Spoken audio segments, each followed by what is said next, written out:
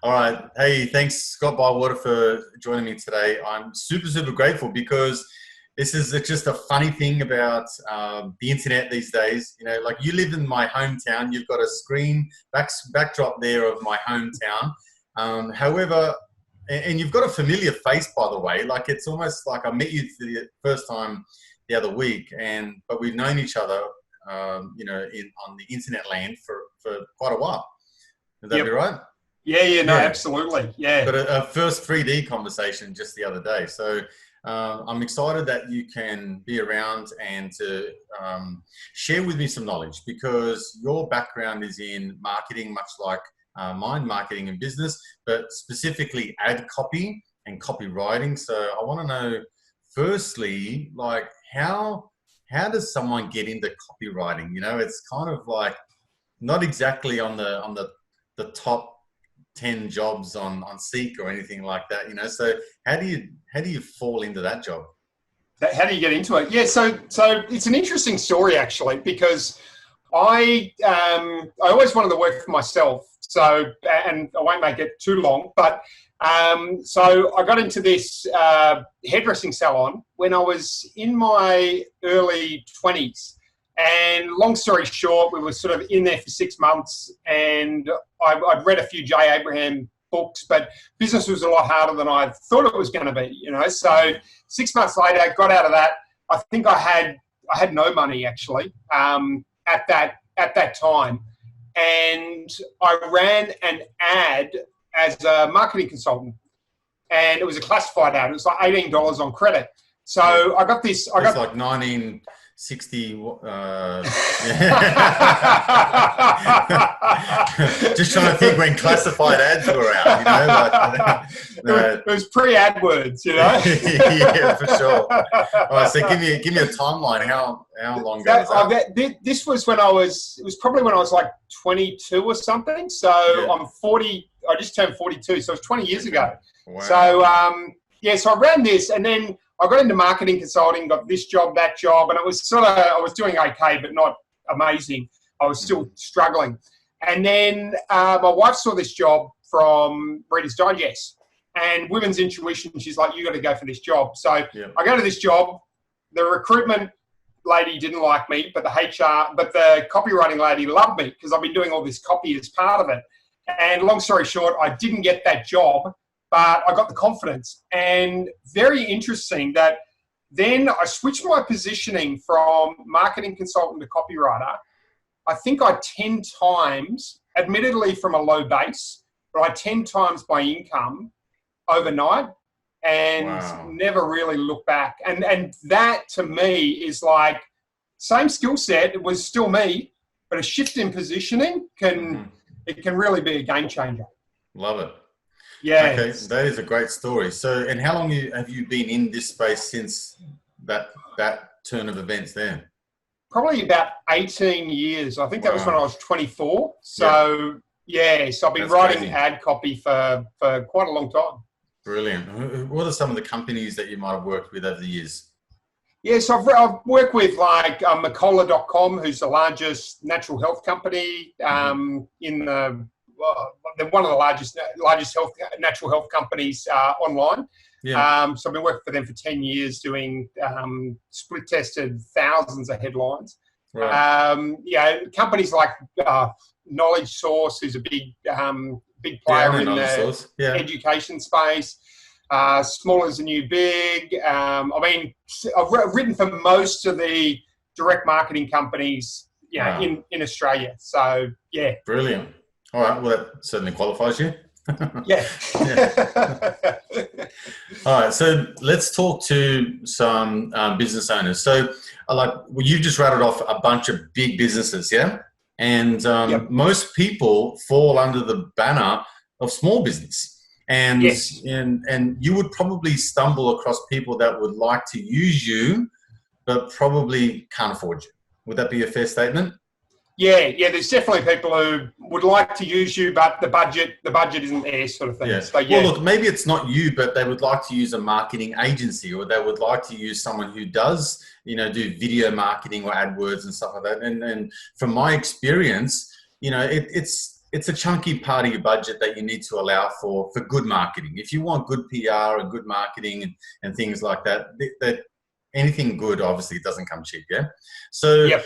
but my audience is largely the small to medium business owner, you know? So I've had the privilege of working with some big businesses over the years, but mostly people who reach out to me want help with their marketing and advertising and certain things like that. And so when I come down to see them, it's usually what my role is to get them over the mindset of getting in front of the camera, for example, or getting to actually put words onto paper or onto a blog or onto Facebook and send it out into the ether and let people judge them for who they are, that sort of thing. And I'm a really big advocate of being real and natural and just being upfront and honest and all the opposite of what you associate marketing to, right? So because I think today's day and age, people's BS radar is way high. They can see straight through a bullshit artist from a long wire. So rather than trying to, I guess, bamboozle people into selling or buying your stuff, why don't we just kind of talk to people in a real natural manner that creates intrigue and interest and gets them to know you, like you, trust you, and ultimately do business with you some way down the track. Would that be a fair way to put things, yeah? Yeah, absolutely. Yep. Okay. And so firstly, what I want to ask you is, like, what do you see is a trend in your 20 years experience of doing ad copy, going from, we're going to call it the olden age or the era of print media versus online media? What do you see are the go-wrongs? Where are people really struggling with that transition from old way of doing business to new way? Yeah, and it's a really good question, because I sort of come from that hardcore direct response marketing sort of a world where everything needs to be measured, metrics, all of that sort of thing. And I think the big trend that's really happened over the last sort of 20 years, probably more so over the last 5 or 10 years, is I think brand has become more important. And what I mean by that is, if we can imagine, Gary Vaynerchuk talks about this in the thank you economy. In the old days, it was like you had your butcher, and if the butcher shafted you, you went and told all your mates, and then it's a small little community and nobody goes back to the butcher, right? If he shafts too many people. So now, with the world being so interconnected, it's like it's gotten smaller, yeah. So it's all about, I guess, it's about looking after people, but it's also about building a brand, because now you can choose anyone. If I want to get a mindset coach, if I want to get a copywriter, I can look it up on Google, I can research, and I can get access to 50, 100 people. Do you know what I mean? Like it's freedom of information. So it's not like and I see this a lot, with even lawyers who were thriving, who are now struggling, or accountants who are thriving and struggling, because if you're not being seen, all of a sudden I'm seeing this guy everywhere, rather than just going to the Yellow Pages and picking this person or the local. So I think that has really shifted, and that stuff isn't necessarily directly measurable, which is very important. So it's like, I think that is, I really believe branding, which I used to laugh at, is just like, it's what makes selling easy. And there's an interesting book called They Ask You Answer.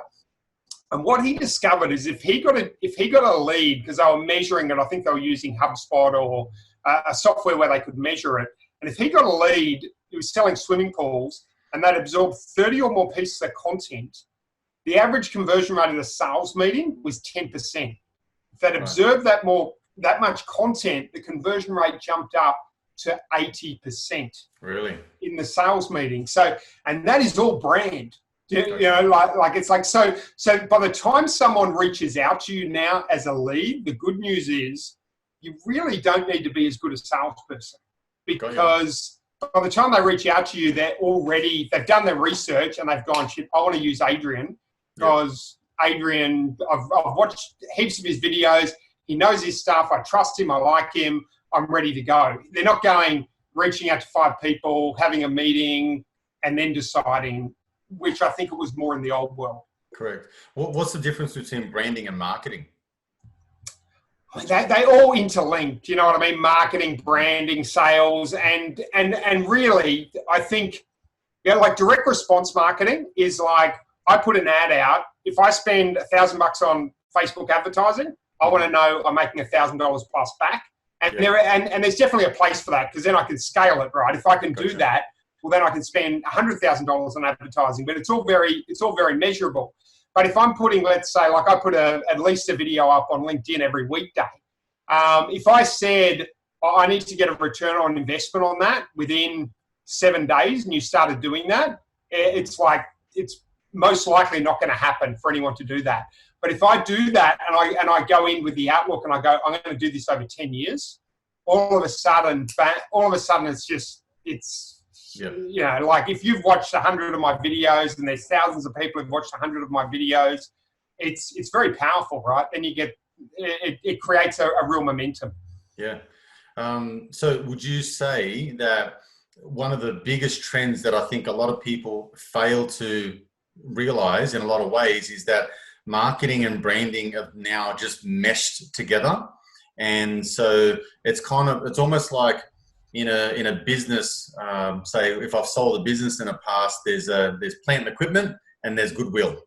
Okay. And so typically in years gone by, goodwill would be a chunky part of the business. And I could be wrong in some aspects of business. Maybe some people have goodwill that is quite measurable. But for the most part, the goodwill is in the owner. So if you're like, well, if I'm buying the business and you're leaving, then the goodwill is typically going to walk away with you. Yeah. So then I'm only really buying plant and equipment and maybe, you know, a multiplier of wages or income, you know, for the year or something like that. Yeah. So so is marketing kind of not that anymore? It's not goodwill and plant and equipment. It's kind of just, you know, blended into just pure brand. You know, is that kind of I don't know. When it's It's an interesting question. I mean, if I I just think of, let's say, the guy who manages our swimming pool. If he left, I'd probably stay with them. But so there's that value. But if the guy who took it over was an idiot, then do you know what I mean? If they weren't offering the same level of service, then you would leave. But I definitely think the brand is becoming really critical, because there's so much, like if you think of, you know, let's say in any profession, if you think of any profession, like let's say I think of SEO people. Now there's 100 people on LinkedIn who I know, but there's probably only 2 or 3 people that I would reach out to. Right. Do you know what I mean? Because I trust them. I trust them because someone's used them. Yeah. And if I look at my business in terms of so I've got 2 sides. I've got the small medium, which is more of a coaching and consulting and that sort of thing. And then I've got the larger business. But on the larger business side, I sat down yesterday and I went, where have most of my good clients come from this year? Mm. They've all come from referrals from agencies, most of them. They're not direct. Do you know what I mean? So it's like, and that is brand, right? Which has come from obviously being seen, and you know, I must have done some good work at some stage. Otherwise, they're not going to refer you. Yeah. So I think that is becoming more and more a part of the game. Sure. It's almost like, when I think about it, as I'm trying to think of an analogy, but it's almost like you've got the shell of a car, which is, you know, really nice and pretty, and it's got 4 wheels and it's got a steering wheel and all that kind of stuff. But then without having, you know, the engine and then petrol to get you to start the engine so you can actually go places, the car's kind of useless to a large degree, right? So, you know, you can kind of have this nice looking car with a crappy engine and no petrol, and all of a sudden it looks good, but it doesn't go anywhere. So I feel like almost marketing and branding are almost interlinked in that way. Maybe it's not the best way to put it, but it's almost like, you know, a fuel to an engine. So you could have a V8 engine, but if you've got sand in it, it doesn't do anything, right? So it's kind of moves you through the marketplace. So, and then the other thing that I like what you just said then with reference to, say, the people that are referring you and stuff like that, or the people that you see as Google AdWords, and then there's only 3 people you probably reach out to, then that has a lot to do with how you perceive them in the marketplace. Because more often than not, we often don't even have any human interaction with a lot of these companies, yeah? So, or people. So it's kind of like just how you perceive them in the marketplace as well, which is a huge part of marketing and branding. Would that be a fair statement? Yeah, and I'm not against, like, when I say marketing and branding, I'm not against the direct response side either. Like, I know people who are getting great results sending out lumpy mail to big companies to get their foot in the door. Like, it's still working. Yep. So you've got, the way I see it, you've got your sales, which is like let's say Google AdWords in many ways is selling, right? Like you run an ad, you're a plumber, someone clicks on it, they call you, you make the sale. Hitting someone in the DMs in LinkedIn is sort of selling. That's when you actually move it from, so you brand with the content, and then you might go in the DM and try and get the appointment. And that's sort of more branding and selling. But if you didn't brand and you sent someone a message in the DM, they just ignore it, right? Gotcha. Oh, hi, Adrian, I'm an SEO expert. You never heard of me? You're just I'm guilty of that. Delete. Yeah. Thank you. Yeah. But I don't even feel bad about not responding anymore. I used to just respond out of like being polite, and now it just happens so often that I delete the message. Anyway, okay. So this is leading to an interesting conversation, because where I think I would like to go is there seems to be a really nice tie-in between, like, I'm biased towards online marketing, but you just mentioned something about lumpy mail, and I used to do lumpy mail in another life when I was a real estate agent. So it's interesting that kind of still has its place somewhere. And then, I know people that regularly advertise on radio and on TV and still get good results. So it's maybe not the best results, but it's still getting a result at some point, right? So is there a unique strategy, or is there a system, or is there a ratio of being too much direct response and not enough branding, as in just humanizing your brand? Or, is there some people that do too much of the humanizing and branding themselves, but not enough direct response? Is there kind of a sweet spot that you found? It's a really interesting question. I think the big thing is that cash flow is oxygen, yeah? So if you're branding and you're not making any money, your business isn't going to survive long enough. And then you've got, on the flip side, like, one of the things Gary Vaynerchuk says, he says, whoever holds their breath longest wins from a branding perspective. So if you don't need to sell, and you can keep building that brand from a perspective, then it's going to build it bigger and bigger, yeah, because you're not always pitching your marketplace. But the realities of business is that you also need to bring the cash. So I think it's more of it's a jab, right hook. Yep. Yeah. So it's a put content out, put content out, and then whether it's right hook through a DM, or it's a right hook on the page, but and that the right hook might be, come to my free seminar. Yep. And then build trust, and then that leads. But you've got to have. I think you can make a mistake the same both ways. You can sell too much, and you can brand too much, and it's like it's just the balance. A car needs an engine that needs wheels, and without either one of them, it's not going anywhere. And I think if you go to paid ads, which is the fastest way to scale, it's got to break even within a certain period of time. Otherwise, you can't do it. So putting them into some sort of funnel, I think, is worthwhile if you're doing it that way. All right. Well, let's touch on that, and we'll work our way up, because I don't know who's listening, whether they're someone who doesn't know anything about funnels and sequences and branding or anything like that. Maybe they're just starting, and maybe someone's like all over it, and so they just want some ideas. So how about we start with just good old-fashioned lead generation. So you've mentioned things about, direct messaging someone off a post, for example, but that's fine when you've got a system and you've got a sort of sequence of, I'm going to put out this content and then I'm going to have maybe a soft call and response to something, and then I'm going to follow them up with an email or follow them up with a direct message, or maybe I might, do something else to reach out to them. So what are some of the best ways that you have found that sort of an easy click or an easy grab of the email, or something that's sort of like the least resistance for the customer to come in and enter somebody else's world without feeling like they're really being sold to, or they're waiting for the charlatan to appear in terms of, they're going to grab them and nab a sale sort of thing, right? So what are those give me, say, 3 ways that you found that have worked superbly well? Yeah, I think there's really 3 ways that I'm seeing work really well at the moment. Mm-hmm. One is offering some sort of a checklist or a report or something like that. That still works?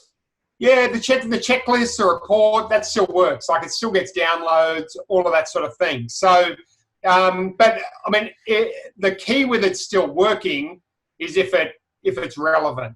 Do you know what I mean? Great. So if it's a book on general health and someone's got knee pain, excruciating knee pain, they're probably not going to download it. But if it's like how to fix knee pain, a simple 3-point checklist that works in 3 minutes and relieves pain, then you're reading that and you're like, oh wow, I've got to get that sort of thing. So, and the more specific it is, the better. So it's not like people see more value in a 300-page book. Yeah, they see, and really it's like, what you want to be doing there is you want to be giving me a quick win. Do you know what I mean? So let's say it's how to relieve your headache, and it's like, this is what you want the equivalent of. How to relieve your headache, and there's a pressure point right here in your hand, and you rub it, and it relieves your headache, and you do that, and you get some relief, and you're like, wow, that's what you're looking for. It's not always possible, but I know what you mean. Yeah, but that sort of thing where someone goes, wow, because that builds trust. Yeah. So let's circle back to that in a second, because that's more of the strategy behind the call and response, or the mechanism, I guess. So yes. So ebooks still work, because I mean, ebooks have been peddled for quite a long time, and everyone seems to have an ebook of some sort. Not everyone, but you see it still. So ebooks still work, checklists still work. Any sort of, what else is something that gets the click or gets someone to opt into an email list, or helps them give you more information? Yes, so I think webinars, seminars are all very good. There's people having a lot of success with decision trees. They take a bit more work to set up, which is basically like a survey type approach as well. Right. And the benefit with that is that you don't end up with an email address. You end up knowing, you don't just know when someone opts in that they've got an email address and a pulse. You actually know that they've got an email address there, and whatever questions you ask. Mm-hmm. Yeah, they've got an email address. They've got a 3-bedroom home. Yeah, their kitchen sucks, and they live on a corner block. But you can get all that data with the opt-in, which gives you obviously a lot of relevancy in the follow-up. Yeah. Okay. Yeah. All right. So for those people who don't want to do webinars, not webinars, but seminars and workshops and stuff like that, do you think webinars still work? Is that something that's been flogged to death, or do you think people still gladly sit into a webinar and do some learning? I don't think any of it will be flogged to death, right? Because books have been around for like 10,000 years. Yeah, good point. And you sort of go, books? Do people still want books? And they still read them because it's all everything old is new again. And all webinars is a form of book in another format. Yeah, it's information essentially in another format. So things may change, we may have 3D technology and this might get boring or whatever, but it's still going to be, human nature is like thirst for information to improve our life. That's at the bottom of it. It's just, is this information actually going to improve my life? Do I trust this person to give them 45 minutes of my time? Those sort of factors that come into it. Yeah, got you.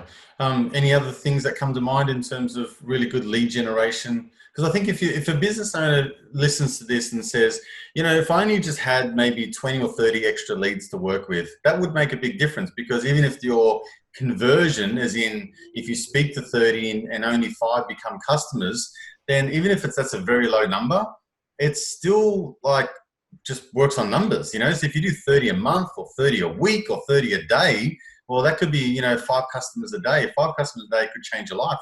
So yes. Is there anything else that kind of would help people just generate inquiries, just general kind of inquiry-based type of feedback or contact like that? See, I think the big question is, and it all, like big picture, it all boils down to trust, right? Mm-hmm. So the question that we need to be asking is, well, how do I generate trust at scale? Yeah. Because we're all limited at time. So bottom line is, looking at your business and going, in order to build trust, I need to communicate with someone.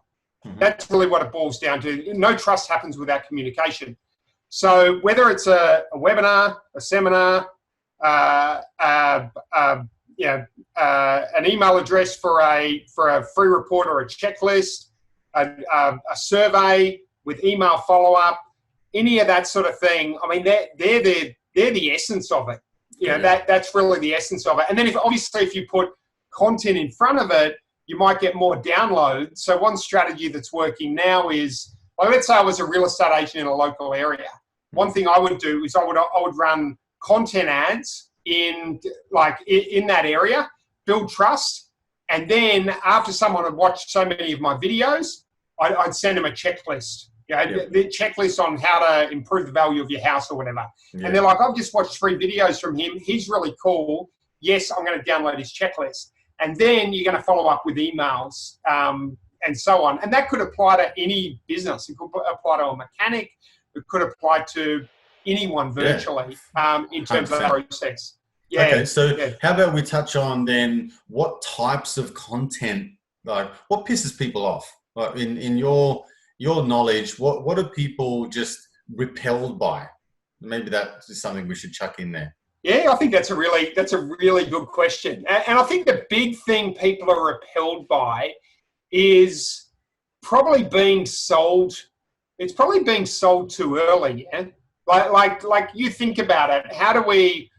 If I meet you in the street and I go, oh, by the way, Adrian, I've got these shoes. Do you want to buy them? They're only $150 just out of the blue. You're going to be like, right. You're going to be like, dude, what's going on? You know, so or if I say, hey, nice shoes, and you go, good, they're for sale. How many pairs would you like? I go, whoa, back up, buddy. Yeah, I just paid you a compliment. That was it. You know, I didn't realize I was going to be walking into this. You know, that's it. So I think that's too early.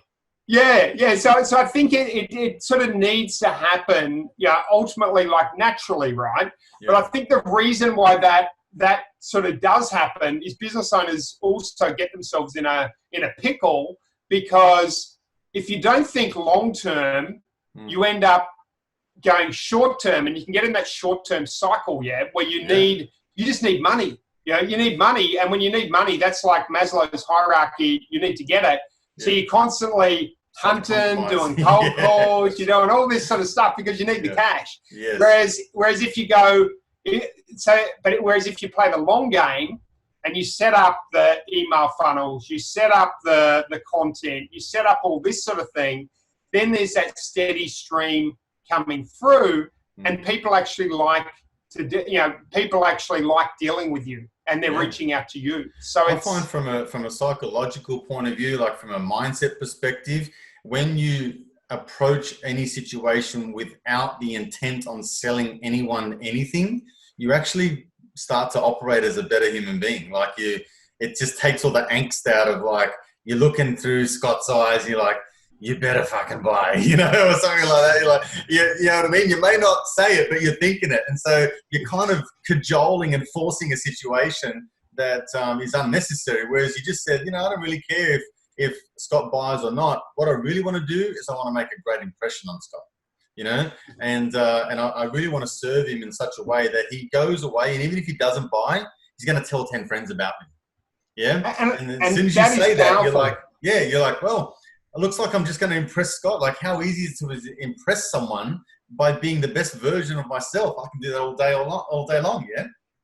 Yeah, and I think it's a really interesting conversation, because neediness repels sales. Like if you look at there's a book called Start With No, Jim Camp, who's a brilliant negotiator, and rule number one is that neediness repels sales. So if we have a meeting and all I want to do is close you, that's my core focus. You sort of feel that energetically, and it pushes you away, right? Whereas if I've got 30, 50 deals in my pipeline that I know are going to close over the next 90 days. See, I think one of the best psychological strategies as a salesperson, focus on the pipeline, not the sale, right? Focus on the process, not the sale, because then it's like, if you buy, great. If you don't buy, there's 5 more guys that I'm talking to next week and they're going to buy. So it almost brings your closing rate ratio up anyway, because you've done all that marketing work.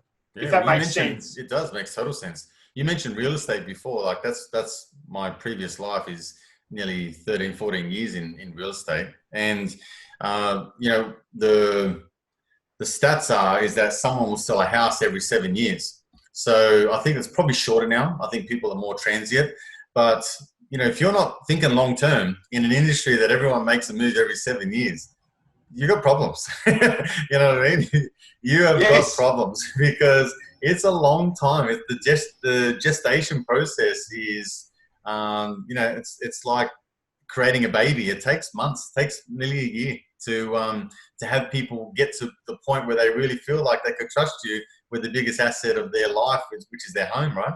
So, I think long-term thinking just takes all the pressure off and having to make it a sale now. So is there anything else that absolutely deters and repels customers away from business owners? I think more than anything, it's like that neediness. Yeah, and it's that expectation of something up front, and that go-getter versus go-giver type mentality. Yeah, it's like someone messaged me yesterday, and they're like, I just endorsed you for 3 things. Can you please endorse me? It's like this coming out, and it's like, I don't even know who this person is. There's no way I'm going to endorse them. Or something. But it's this. But if we come at it, and it's like, I think long term, if we're coming at it from a go-giver mentality, and it's like, okay, who can I actually connect this person to that's going to make a difference to their life? Because the question I often ask is, how do I get it? So when my name comes up on someone's phone, they actually want to answer it and don't go, oh shit, like busy. Do you know what I mean? Like, how do I get it? Totally. So when my name comes up on someone's phone, they actually get excited and pick up the phone and go, hey, Scott. And I think that from a long-term perspective is such an important way to think, and being able to write out that thinking in terms of lag period. So let's say I make 10 phone calls a day, if we use that simple analogy, knowing that that might take 90 days to come off. Okay, so that might take 90 days to come off. So coming at it from that long-term analogy where we're constantly putting in the work, I think it's so much short-term, long game. Yeah, and totally. So much, it's just so important. But humanity is designed to be short-term thinking. That's why that's why we take the sugar rather than the exercise, right? Okay, so now that we know that the long-term strategy is the way to go, and we know that we're going to repel people by being too needy, by pressurizing them into making a decision, and by jumping the gun too early, what types of, because you mentioned, the go-giver. So if we were to come up with types of content that really helps people create a bond with us, then what types of content are working the best? I think the best content is a content that's relevant to our audience. I think that's really key. And there's several ways that we can find that. Number one, we can just go out and ask. And the best way to ask is ask them about their, don't ask them what sort of content should I create. Ask, what are your biggest frustrations in, if we look at real estate, in selling your home? Or what are the biggest frustrations in, ask them about their frustrations and their gripes. Sure. Because like their negative experiences and things like that. Okay. Yeah, because I did a post on Facebook last week and I asked, one question was about gripes. I got 34 responses. Yeah. Another question was about what do they want? And I got 4 responses. Yeah, right. So everyone loves to have harp on about yeah, and everyone knows. Yeah, you know what you don't like. You might not know what you want to achieve, but you certainly know. Everyone certainly knows what they don't want. Yeah, absolutely.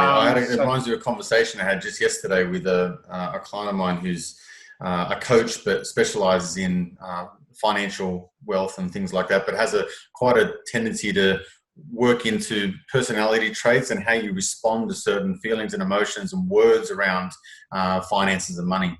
And so one of the things that we were discussing was just simple questions that kind of go, what do you associate to money, rather than say, do you have money problems, or can I help you get wealthy, or something along that, pitching that line as in, here's 5 strategies to get 80 grand in the next 90 days or some shit like that.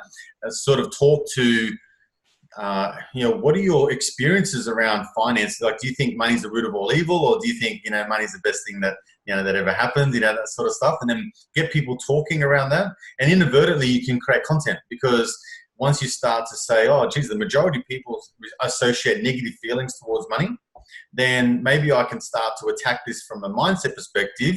And then I'm not the guy who's trying to sell you this savings plan, or this, I don't know, something around, growing, an investment portfolio, but I'm also helping you come up with a mindset that's geared for actually making money.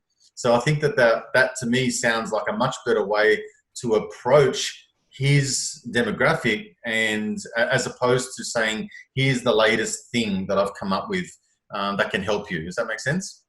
Yeah, and it's been consumer centric, right? So if we look at that go-giver sort of mentality, it's like, if my target market is sitting in front of me right now, what can I say which is going to add the most value to them based on, and all of that boils down to research. Mm-hmm. Yeah, it all boils down to research. So, and just like if your wife loves carnations and doesn't, you're not going to give her red roses, you're going to give her carnations. Yep. So, but you can only know that because you know your wife. Yes. So the idea is that we want to know our clients. The aim is to know our clients as well as we know our wife, and we probably won't ever get that there, but that's the aspiration. Just imagine what's going through some of these guys' mind at the moment listening to this. Oh shit! Asking the tough questions on this bloody train. I think I know my clients better. I shouldn't say that. I have to edit that part out. Anyway, so let's say we fast forward a little bit, and we've done the research, so we're trying to understand. It's like Stephen Covey says, I think it was Stephen Covey, seek first to understand, then be understood, right? So as long as you understand where your market is at, mindset-wise, where the headspace-wise, what are the gripes are, as you said, those sorts of things, then, so I'm sensing that the content is now more helpful, utilitarian type of content, in the sense that you're giving them steps and ways and things to do to create a result. Like you said at the outset of this interview, where you were like, if you can create a result with someone, they've got a migraine, they do this thing, in a matter of minutes it relieves the migraine, they've got a result. So now it's almost like a positive reinforcement that Scott told me what to do, it worked, I now have like another notch forward in my belief and encouragement and, I guess support towards Scott's way of thinking, right? So that will create trust and a bond and a rapport, and then we can now add to that layer. If you use the relationship thing, it's like an emotional bank account, right? Yes. So we're constantly making deposits. Most of us are in deficit by a long way. Yeah. We're in the red, so we want to get in the black with our customers. And I think I think that's a great analogy, because if we look at content marketing, it's just relationships at scale. So essentially, like, if we're in a relationship and which would be great, by the way.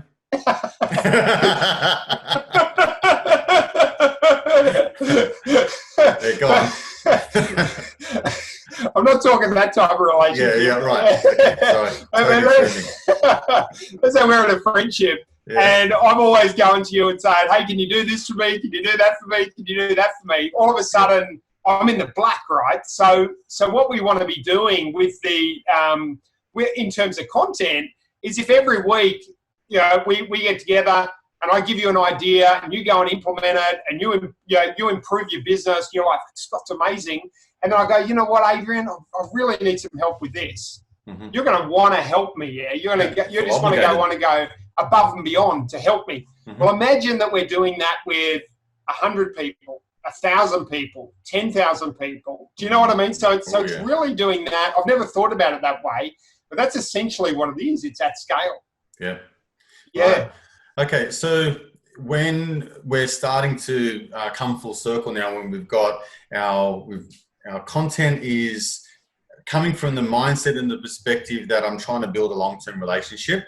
I'm in there for the long term. I want to understand you. So I just don't want to sell you stuff that I think you need. I want to understand what position you're in, so then I can actually tailor my advertisement or my content towards your specific need. And therefore, if it's more specific, then I can kind of really laser target you specifically, almost like I'm speaking directly to you, even though we don't know each other. You're speaking, it's like, man, this guy just knows all about my life, because he just described everything that I've been going through or experiencing or, suffering from, or whatever it might be, right?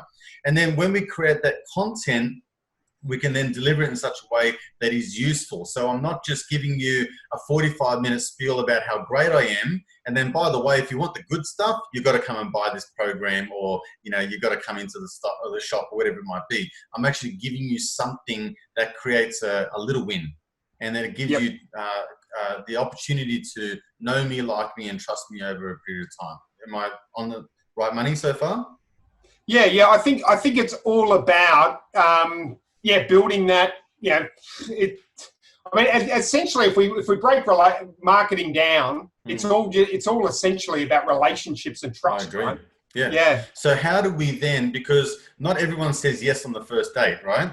So how do we then create a long-term relationship where I can constantly, call in on you, so to speak, I call it like virtual door knocking, right? So as opposed to interrupting you at the most inconvenient time, I can kind of be there in a roundabout way whenever it's convenient for you, but in such a way that keeps building upon that relationship. So my emotional bank account with you is going to be really, really strong. And then the time that I go in and ask for the business, or, ask you to say yes, it's a no-brainer for you, because I've given you so much that you're like, you're the guy, or you're the girl, or this is the business, or that's the product. That's the service that I need. So how do we do that? How do we do it in such a way that, well, first of all, how do we do that? And then how do we do it in a way that doesn't block people with the technology behind it? Yes. Does that make sense? Do you cop a lot of people with, because you and I would have a conversation, we would talk about creating an ad, then creating a number of ads, and then circling that around to create this near exposure effect. And then we'd probably remarket some of those ads with people who watch 25% of the video, for example. We would pixel. And so as soon as you go on about automated emails, pixels, all this kind of stuff, it's like everyone's just fucking switched it off. They're like, yep, I'm out, I knew this was about techie stuff, and I'm just not tech-minded, And so I think a lot of people fall into that, that kind of mentality. And I say to people, hey, listen, I know I look young, right? Just kidding. So, but I never grew up with technology either. So it's something that eventually you need to get around. But I say to people, hey, listen, you say you're blocked with technology, but right now, where are you watching this? You're watching it on Facebook? Yes. Okay. Do you know how to switch your computer on? Yes. Do you know how to switch your phone on? Yes. Do you know how to access Facebook? Yes, I do. Do you know how to post a text post? Yep. What about an image post? Yes. Do you know how to create a video? Oh, look, I hate videos, but I know how to do them. All right, great. Well, I just said the 5 goddamn things that you need to know, about the technical stuff when it comes to marketing. So what's the holdup? And then they're like, yeah, I suppose you put it that way. It sounds pretty simple. So with that being said, can you give me a simple strategy that doesn't require a lot of technology, that someone in our age bracket, because I'm dealing with tons of business owners now that are, like heading into their 40s and mid 40s and even 50s and even mid 50s and beyond. And they are like, man, I've got 30 years of knowledge or 40 years of expertise in a particular area. How do I monetize this? How do I get myself out of the rat race or not retire on a pension of $400 a fortnight and actually utilize all my skills and knowledge and maybe create a kind of a business out of it? So can you give me an idea of what you would do with someone who said, look, I don't really have a bucket load of money, but I still want to have, this sales process going? How would you do it? Yeah, so let's say, so the situation is, because this is good, because we're getting contextual, which I think is where the value is.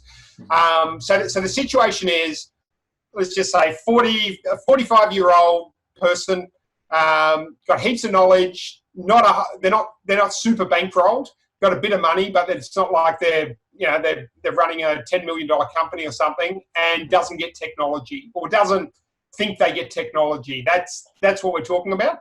Yep. Okay. So if that was me, what I would do, I would start and I'd say, I'm going to commit to creating a video a day and putting it up on wherever your target market now. Now the markets at the moment that are thriving are your LinkedIn's and your TikTok, which probably isn't the right market for most people, but LinkedIn is a really good one for B2B. So let's just assume that that it's B2B. It could also work for B2C. So start by doing that.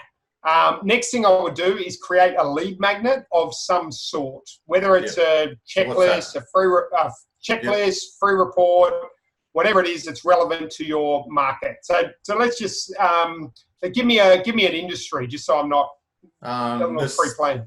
Let's say it's personal training. I'm 45. I've been working out, and I know a lot about fitness. I've worked in and out of gyms all the time, or whatever. But now I'm just thinking about going out on my own and running PT sessions. For if I can get 4 or 5 new clients and run PT sessions each week, I'll be happy with that. Yeah, no, perfect. So if your PT session, you have a checklist. And you might zone it in and go, I want to target middle-aged men. Yeah, so I want to target guys over 40 who want to lose their dad bods, that kind of stuff. So there's my market. Yeah, perfect. So you create like a short report on how middle-aged men can get a 6-pack, as an example. If that's what they want, or have more energy for their kids or whatever, you do your research. But let's say how middle-aged men can have a 6-pack in a 6-pack in 6 months. So you create this report, 6-pack in 6 months. You create a series of emails. You do your research first, obviously. That goes without saying, and find out who your market is and all that sort of thing. And you ask the question, and this is a powerful question: what do they need to know in order to buy? And you ask that question, and then there might be 10 things they need to know. So you create your free report.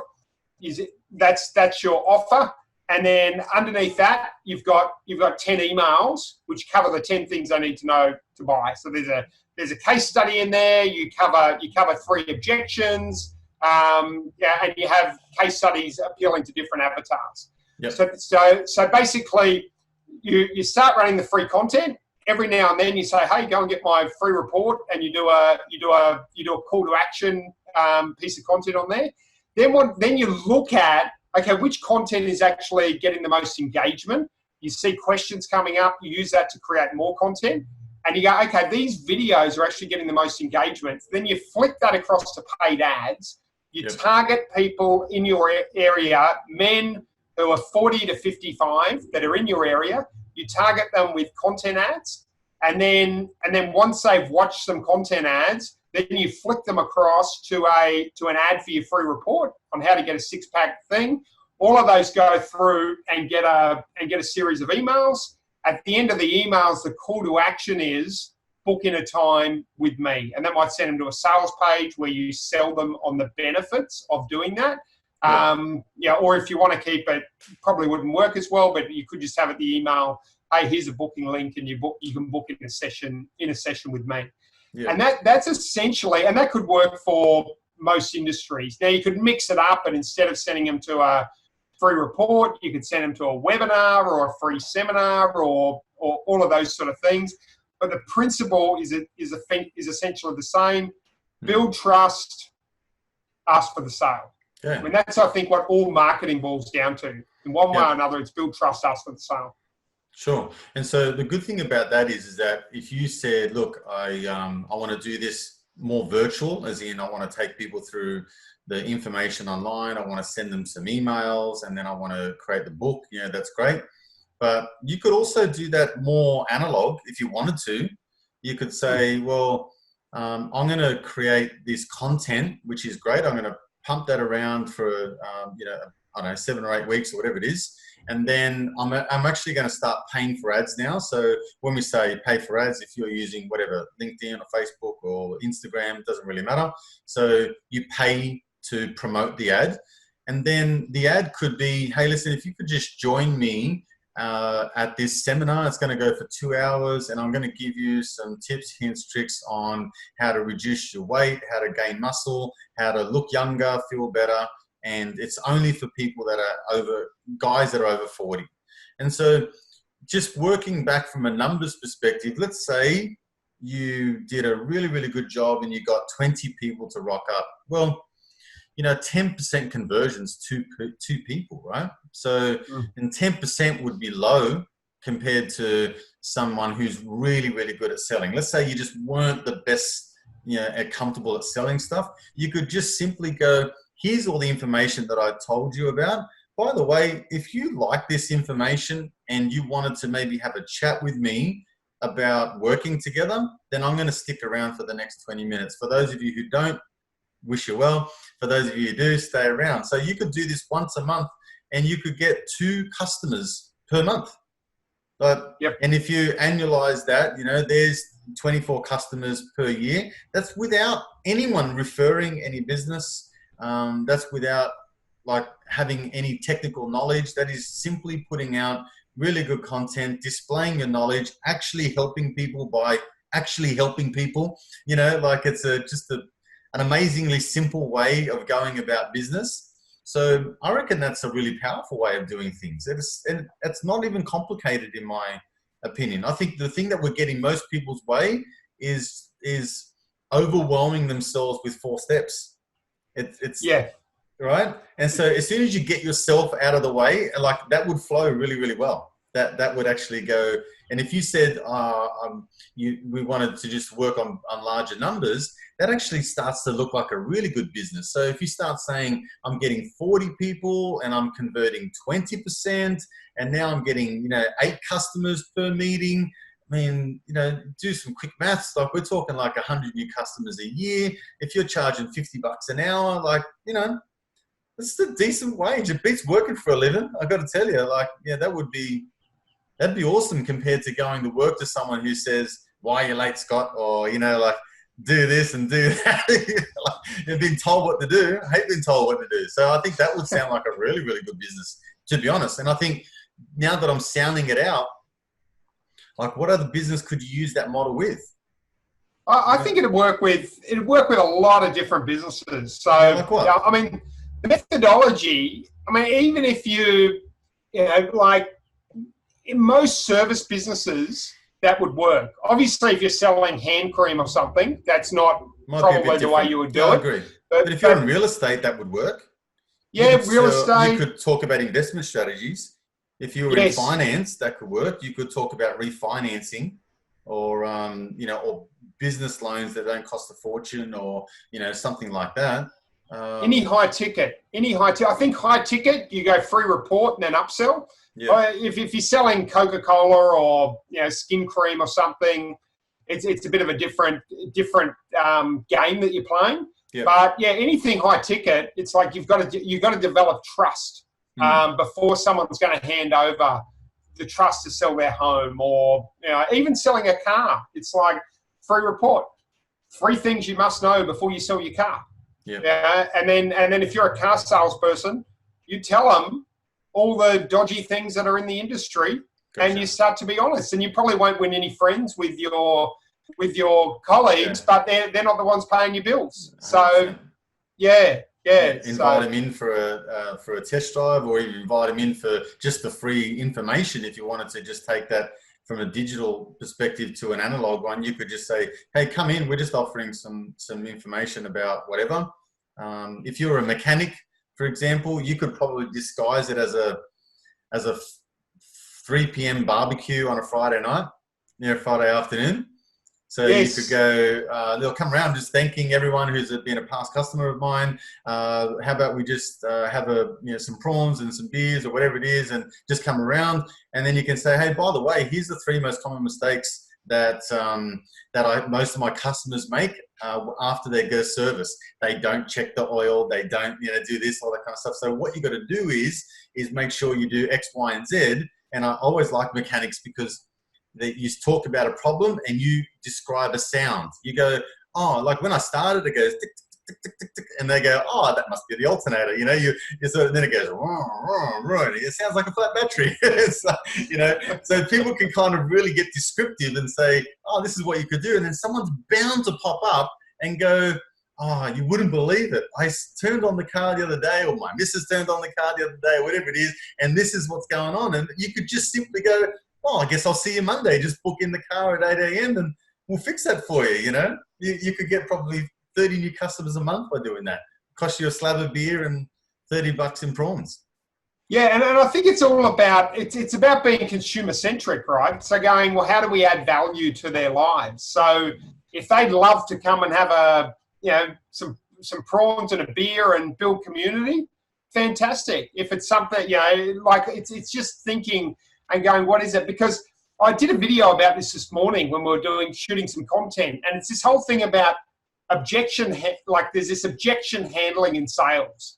Now, I love Peter Drucker's quote, and it says, it's like the aim of marketing is to make sales unnecessary. And what he means by that is make the offer so good and understand your market so well that you don't need to be a star salesperson. Yeah. That customers just like, it's like kids in a candy store. They're like, I want that. It's like, that's what the iPhone did. They don't have master salespeople there. People just want it. But we have this objection handling, but I'm like, what about objection listening?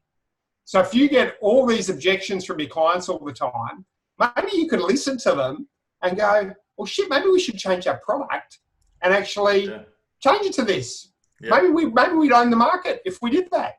Simple, right? Yeah. Yeah, exactly. So, all right, Scott. Well, listen. What I wanted to talk about was more sort of. I know we didn't get into a lot of the words and headlines and all that kind of stuff, but I think we could probably do that on another time, because I think it's a whole segment in itself in terms of the copy itself. But I think the knowledge that you discussed today is really something that is setting everyone up for success, because without all of that due diligence done in the front end, then it doesn't really matter what your words say to a large degree, because there's no substance at the beginning. So, but if someone wants to reach out to you and just say, hey, listen, help me with some headlines, help me with some ad copy, can you maybe optimize my Google ads or my Facebook page or my website or whatever it is that something that you can help people with?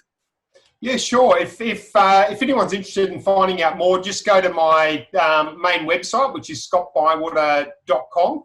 Yep. And all my social media links are on there, so you'll be able to go in and watch my videos and content and podcasts and all of that sort of thing. So that's what I would do. And then, if it resonates with you, then feel free to get in touch. Yeah, well, I encourage everyone to do so. I think if you can start to really get your head around ads and advertising and marketing and branding and humanizing your brand, I think you will never be short of customers ever. And that long form approach to everything, long-term approach, is something that is sorely needed, and especially being real and genuine and current. And really, like you were saying before, you're talking to the needs of your customers. I really think a lot of people get too clouded with looking at what others are doing, which could be the totally wrong way of doing it, but because they do it and their perceptions that they might be successful, then they kind of just carbon copy the same crap, and so you've got a lot of this stuff being peddled, through the internet. So I want to thank you for your time. I know that I personally could just stay all day and talk about this. So, but I don't think people will listen for 6 hours at a time. So I think we've given people a heap of information there, which is great. So thank you so much for your time, and I'm super grateful. I look forward to catching up with you again. Yeah, can I just leave with one final thought as a quick win? Number one, the stuff you mentioned about not following your competition. Gary Vaynerchuk is one of the big social media players at the moment. He says he never even looks at what his competition does, and he just looks at the consumer, which is critical. And as a quick win, we didn't get to touch on headlines and all that, but I would encourage everyone to look up BuzzSumo best headlines, because what they've done is they've looked at across all the social media channels, what are the words that people have used, and they've got best starting headlines, the most common phrases used, and if you go there, I think you'll find that your listeners will find that really brilliant. Yeah, great stuff. All right, mate. Thank you so much for your time once again, and I look forward to future trainings with you as well. Yeah, awesome. Thanks, Adrian. Pleasure.